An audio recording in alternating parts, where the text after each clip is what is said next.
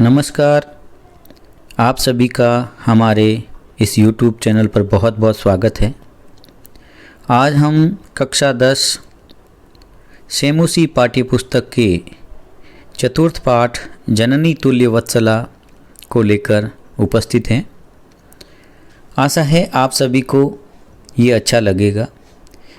इस वीडियो का पूरा लाभ उठाने के लिए आप इसे अंत तक ज़रूर देखें और हमारा आपसे आग्रह है कि हमारे इस चैनल को आप सब्सक्राइब करें, लाइक करें और शेयर करें, जिससे आपको समय समय पर होने वाले अपडेट प्राप्त हो सकें और उसका पूरा लाभ आप तक पहुंच सके।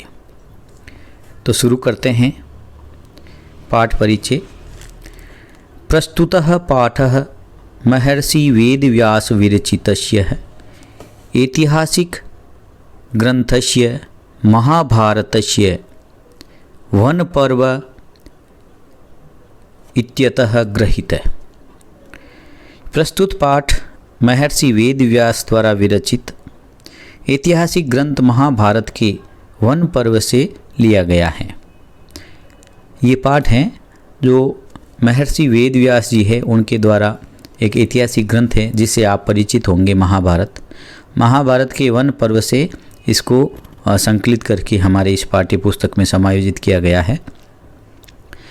इयं कथा सर्वेषु प्राणिषु समदृष्टि भावनां प्रबोधयति।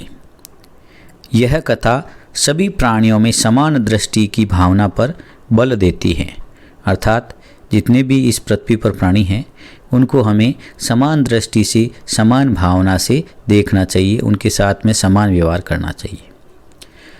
अस्याः अभिक्षिप्तः अर्थो अस्ति यत् समाजे विद्यमानान् दुर्बलान् प्राणिनः प्रत्यपि मातुवात्सल्यं प्रकर्षणैव भवति। इसका मुख्य अर्थ है कि समाज में विद्यमान दुर्बल प्राणी के प्रति भी माँ का प्रेम प्रगाढ़ ही होता है, अर्थात बहुत ही घना होता है। केवल मनुष्य योनि में ही नहीं, अन्य जीवों में भी हम देखते हैं कि माँ होती है, वो अपनी संतान के प्रति उनका बहुत ही गाढ़ा प्रेम होता है, लेकिन उस संतान के प्रति ज़्यादा ही प्रेम होता है जो दुर्बल होता है, कमज़ोर होता है। इसी प्रकार हमारे इस कहानी में हम पढ़ेंगे। कश्चित् कृषकः बलिवर्दाभ्यां क्षेत्रकर्षणं कुर्वन् आसीत्। कोई किसान 2 बैलों के द्वारा खेत की जुताई कर रहा था। बलिवर्दाभ्याम यानी द्विवचन है। तो कोई किसान है वो 2 बैलों से क्षेत्रकर्षणम मतलब खेत की जुताई कर रहा था। तयो बलिवर्दयोः एकः शरीरेण दुर्बलः जवेन गन्तुम् अशक्तश्च आसीत्। उनमें से एक बैल है वो शरीर से दुर्बल था, शरीरेण दुर्बल है, शरीर से दुर्बल था, और जवेन अर्थात चलने में, गति में, तेज गति से चलने में वो गंतुम अशक्तश्च, चलने में वो अशक्त था, अर्थात वो जो कमज़ोर था वो दूसरे बैल के बराबर चलने में, तेज गति से चलने में अशक्त था, यानी चल नहीं पा रहा था। अतः कृषकः तं दुर्बलं वृषभं तोदनेन नूदन अवर्तत। इसलिए किसान उस दुर्बल बैल को कष्टपूर्वक हाँकता था, अर्थात उसको चलाने के लिए वो उसको कष्ट दे रहा था नाना प्रकार से। उसके हाथ में जो लाठी थी उससे वो उसको बार बार मार करके उसको चलाना चाह रहा था ताकि वो दूसरे बैल के बराबर चल सके। स ऋषभः हलमुड्वः गन्तुम् अशक्तः क्षेत्रे पपात। वह बैल हल ढोकर चलने में असमर्थ होकर खेत में गिर गया, यानी वो इतना कमज़ोर था, उसको पीड़ा देने पर भी वो चल नहीं पा रहा था। और वो ऋषभ का अर्थ है बैल से है यहाँ, वो हलम मुडवा हल चलाने में अशक्त था, इसलिए वो उस खेत में ही पपात है, अर्थात गिर गया। क्रुद्धः कृषिवलः तम उत्थापयितुं बहुवारं यत्नम् अकरोत्। क्रोधित किसान ने उसे उठाने के लिए बहुत बार, बहुवारम यानी बहुत बार प्रयत्न किया, यत्नम अकरोत्, उसने उसको बार बार उठाने का प्रयत्न किया, तथापि वृषः न उत्थित है, फिर भी वो वृष अर्थात बेल है वो नहीं उठा, यानी वो इतना कमज़ोर था कि वो अपने पैरों पर खड़ा भी नहीं हो पा रहा था। यहाँ देखें वृष है, ऋषभ है और बलिवर्द है, ये सब सारे के सारे जो शब्द आए हैं वो बेल के लिए आए हैं, तो ये सभी पर्यायवाची है। भूमौ पतितं स्वपुत्रं दृष्ट्वा सर्वधेनूनां मातुः सुरभिः नेत्राभ्याम अश्रुनि आविरासन। जमीन पर गिरे हुए अपने पुत्र को देखकर सभी गायों की जो माता है, सर्वधेनुनाम मातु, शुरभे यानी उस गाय धेनुओं की जो माता है उसका नाम है शुरभे, नेत्राभ्याम अश्रुनिम आविश्रान, उस सुरभि की आंखों में है वो आंसू आने लगे, क्योंकि उसे अपने दयनीय जो पुत्र था उसकी ये दशा देखी नहीं गई और उसके दुख के कारण उसके आंखों में आंसू आ गए। सुरभेरी मानम अवस्थाम दृष्ट्वा सुराधिपः ताम अपृच्छत् अयि शुभे किमेवं रोदिसी उच्यताम इति साच। सुरभि की ये दशा देख करके देवताओं के राजा इंद्र दृष्ट्वा सुराधिपः यानी राजा इंद्र ने ताम अपृच्छत् उसको पूछा, क्या पूछा? अयि शुभे, हे सुरभि, किमेव रोदिसी, तुम क्यों रो रही हो, तुम क्यों रो रही हो? उच्यताम, बोलो, इति साच, और वह बोलो, और वह विनिपातो नभः कश्चित् दृश्यति त्रिदशाधिपः अहम तो पुत्रम शोचामि तेन रोदीमि कौशिकः। त्रिदशाधिपः, इसका अन्वय है त्रिदशाधिपः वह विनिपातो कश्चित् न दृश्यति कौशिकः अहम तो पुत्रम शोचामि तेन रोदीमि। हे इंद्र, त्रिदशाधिप इंद्र के लिए आया है, हे इंद्र, वह विनिपातो कश्चित् न दृश्यते, हमारा विनाश कोई नहीं देखता।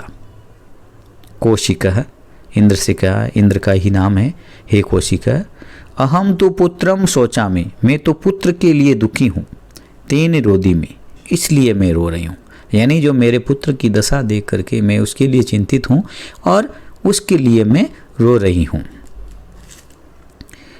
भो वाशवः पुत्रस्य दैन्यम दृष्ट्वा अहम रोदामि। हे वाशव, मैं पुत्र की दीनी अवस्था, इस दुखी अवस्था को देखकर रोती हूँ। स दीन इति जानान अपि कृषकः तम बहुधाम पीड़यति, वो दीन अर्थात कमज़ोर है ऐसा जानते हुए भी कृषकः, वो किसान है, उसको बहुधा यानी बहुत ही पीड़ित कर रहा है। स कृष्णेन भारम उद्वहति, वह कठिनाई से भार उठाता है। कृष्णेन कठिनाई से भारम उद्वहति, भार उठाता है। इत्रम इव धुरम वोढ़ुम स न शक्नोति, दूसरे बेल के समान वह धुरी में अर्थात जो गाड़ी के जुआ होता है, जो गाड़ी को जोड़ने का भाग होता है आगे का, जो बैलों के कंधों पर रखा जाता है उसको धुरी बोला जाता है, को ढोने में असमर्थ है। अर्थात बैल के जो है कंधे हैं उसके ऊपर गाड़ी का जो धुरी होती है वो उसको उठा करके चलने में सक्षम नहीं है। एतद भवान पश्यति नः, ये मेरे से और आपके द्वारा भी, ये आप भी देखते हैं, आप भी नहीं देखते हैं। इति प्रत्योवाच, इस प्रकार उसने उत्तर दिया। भद्रे नूनम सहस्राधिकेषु पुत्रेषु सत्स्व अपि तेव अस्मिन्नेव एतादृशं वात्सल्यं कथम। हे देवी, निश्चय ही 1000 से अधिक पुत्रों के रहने पर भी तुम्हारी इसी में इतना प्रेम क्यों है, यानी तेरे बहुत ही हजारों पुत्र हैं फिर भी इस एक में ही तुम्हारा ये प्रेम क्यों है। इति इंद्रेण पृष्ठः सुरभि प्रत्योवाच, ऐसा पूछने पर सुरभि ने इंद्र को उत्तर दिया। यदि पुत्र सहस्रम में वात्सल्यम सर्वत्र सममेव में दीने चेतनीय देव प्रकृत्याड याधिका कृपा। अर्थात इसका अन्वय है शुक्रः यदि मे सहस्रम पुत्रम सन्ति तो सर्वत्र मे सममे वसन्ति पुत्रस्य दीनस्य तु अत्यधिकः सतः कृपा। हे इंद्र, यदि मेरे 1000 पुत्र हैं तो सभी मेरे लिए समान हैं, अर्थात मेरी जो सारी संतानें हैं वो मेरे लिए समान हैं। फिर भी पुत्र के दुर्बल होने पर तो अत्यधिक अनंत कृपा होती है। यानी जो पुत्र कमज़ोर होता है, दुर्बल होता है, उसके प्रति तो अनंत कृपा होती है, क्योंकि वो कमज़ोर है। मातृत्व उसके प्रति अधिक दया दिखाता है। बहुन्यपत्यानि में संतिति सत्यम, सत्य है कि मेरी अनेक संतानें हैं। बहुनी पतत्यानि, ये सत्य है कि मेरी बहुत सी संतानें हैं। तथापि अहम एतत् अस्मिन् पुत्रे विशिष्य आत्मवेदनाम अनुभवामि, फिर भी मैं इस पुत्र में विशेष रूप से आत्मवेदना का अनुभव करती हूँ। अर्थात इसको देख करके मुझे, है ना, मेरे हृदय में बहुत ही पीड़ा का अनुभव मैं कर रही हूँ। यतो ही अयम अन्यभ्यो दुर्लभ है, क्योंकि ये दूसरों से दुर्बल है। दूसरे जो भी हैं मेरे पुत्र हैं उनमें ये कमज़ोर है। सर्वेष्व पत्येषु जननी ही तुल्य वत्सला एव, सभी संतानों को माता समान प्रेम ही करती है। यानी माता के लिए सभी संतानें हैं वो बराबर है और उनको समान रूप से ही प्रेम करती है। फिर भी तथापि दुर्बल है सूते मातु अत्यधिकः कृपा सहजेवैति, तथापि जो दुर्बल शुत है, अर्थात जो दुर्बल होता है, निर्बल जो पुत्र होता है, उस पर तो माता की अधिक कृपा होती है और उसकी अधिक कृपा और प्यार होना है स्वाभाविक ही है। शूर्भि वचनम श्रुत्वा भृंसम विस्मितस्याखंडलस्यापि हृदयम अद्रवत्, शूर्भि के वचन सुनकर अत्यधिक आश्चर्यचकित, विस्मित, अत्यधिक आश्चर्यचकित इंद्र का भी हृदय है वो हृदय द्रवित हो गया, अर्थात पिघल गया। उनके मन में भी दया की भावना जागृत हो गई। सच तामेवम अशांतत्वयत् गच्छ वत्से सर्वं भद्रम जायते, और वे इंद्र उनको सांत्वना देते हैं शूर्भि को कि हे जाओ पुत्री, सब कल्याण हो, सर्वं भद्रम जायते, सब कल्याण हो। अचिरादेव चंडवातेन मेघर्वैश्च सह प्रवर्षः समजायते, शीघ्र ही प्रचंड हवा से और बादलों की गर्जन के साथ में वर्षा हुई। मेघर्वैश्च यानी मेघ कहते हैं बादल को, और प्रवर्ष यानी वर्षा की उन्होंने। अचिराद चंडवातेन यानी तेज हवा के साथ में ही थोड़ी ही देर में वर्षा होने लगी। लोकानां पश्यताम एव सर्वत्र जलोप्लावनः संजातः, लोगों के देखते ही देखते सभी जगह जल प्लावन हो गया। यानी सभी जगह जल संकट, पानी से तबाही जिसको कह सकते हैं, बाढ़ कह सकते हैं। बहुत ही अत्यधिक पानी बरसा और सब जगह देखते ही देखते पानी का अत्यधिक मात्रा हो गई, बाढ़ सी स्थिति हो गई। कर्षकः हर्षातिकिरेण कृषण विमुखः सन वृषभौ नीत्वा गृहम् आगतः, ये सब देख करके किसान अत्यधिक खुशी से, यानी वर्षा होती है तो किसान को बहुत ही ज़्यादा खुशी होती है, और उस वर्षा की अत्यधिक खुशी के कारण कृष्णः विमुखे, उस खेती करते हुए, खेत जोतते हुए उससे विमुख होकर के शन वृषभौ नीत्वा, उन दोनों बैलों को लेकर के गृहम् आगत है, वो घर आ गया। अपत्येषु च सर्वेषु जननी तुल्य वत्सलः पुत्रे दीने तुसा माता कृपार्द्र हृदया भवेत्, अर्थात इसका अन्वय है सर्वेषु अपत्येषु जननी तुल्य वत्सलः भवति दीने पुत्रे च तुसा माता कृपार्द्र हृदया भवेत्। भावार्थ है कि सभी संतानों पर, सर्वेषु अपत्येषु जननी, सभी संतानों पर जो माता है, जननी यानी जो माता है, तुल्य वत्सलः भवति, उसका प्रेम है वो समान प्रेम देने वाली होती है। यानी माता है, उसके कितने भी पुत्र हो उन सभी पुत्रों को समान प्रेम करने वाली होती है। और जो दुर्लभ पुत्र पर उस माता की कृपा आर्द्र हृदय वाली होती है। दीने पुत्रे यानी जो दुर्बल पुत्र है उस पर तो जो माता की कृपा है वो आर्द्र हृदया भवेत्, यानी आर्द्र यानी अत्यधिक स्नेह होता है हृदय के से और उस पर कृपा रहती है।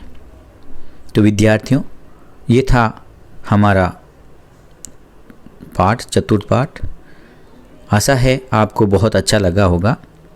अगर आपको अच्छा लगा है तो एक लाइक, सब्सक्राइब और इसको शेयर कीजिए। जयतु भारतम, जयतु संस्कृतम।